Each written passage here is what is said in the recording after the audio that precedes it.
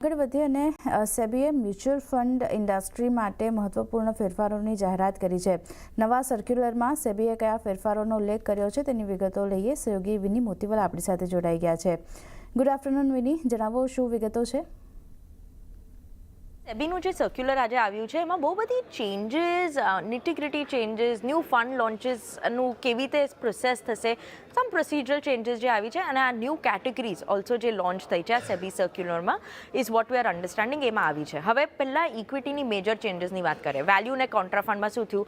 એએમસીઝ પહેલાં ઓફર કરતા હતા, લિમિટ હતી એ લોકોને ઓફર માટે વેલ્યુ યા કોન્ટ્રા ફંડ્સમાં.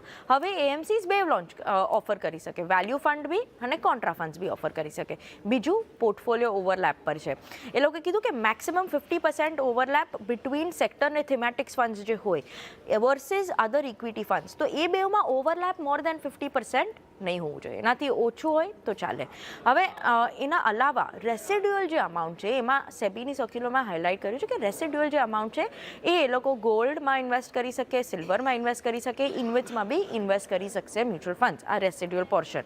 અને આ બધું કમ્પ્લાયન્સ ઇમિડિયેટ નથી. જે સેક્ટર ફંડ્સનું ચેન્જીસ છે કે સપોઝ તમારું હમણાં બી સેક્ટર ફંડનું ઓવરલેપ વિથ ઇક્વિટી મોર દેન 50% છે તો તમારી પાસે 3 years છે મ્યુચ્યુઅલ ફંડ્સ પાસે કે એ લોકો આ over a period of time આ મેન્ડેટરી ચેન્જ જે છે ફોલો કરશે, પણ over a 3 year time period છે.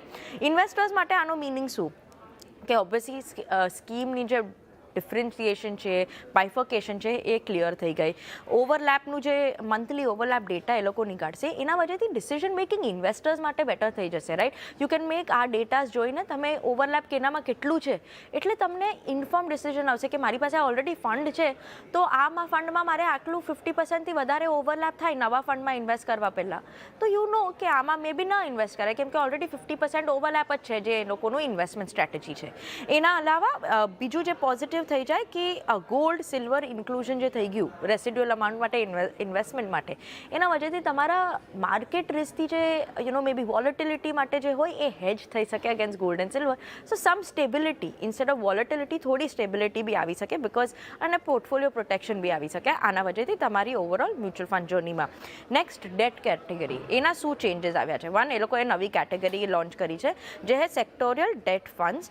બીજું છે એ લોકોની ક્રેડિટ ક્વોલિટી એના માટે હશે AA+ rating minimum for sectoral debt funds. એટલે એ રેટિંગ હાયર છે એટલે શું? You are safer in terms of investing in debt fund. So that is positive for investors. એક હજી ઇમ્પોર્ટન્ટ છે કે આર્બિટ્રાજ ફંડ માટે પ્રીવિયસ રૂલ હતું કે ફ્લેક્સિબલ ડેટ ઇન્વેસ્ટમેન્ટ હતું. હવે એના પર રિસ્ટ્રિક્શન આવી ગઈ છે કે ડેટ રિસ્ટ્રિક્ટ થઈ જશે to government securities less than 1 year and repo only. આ રિસ્ટ્રિક્શન આવી ગઈ તો થોડું સ્ટ્રિક્ટર રૂલ્સ છે આર્બિટ્રાજ ફંડ માટે.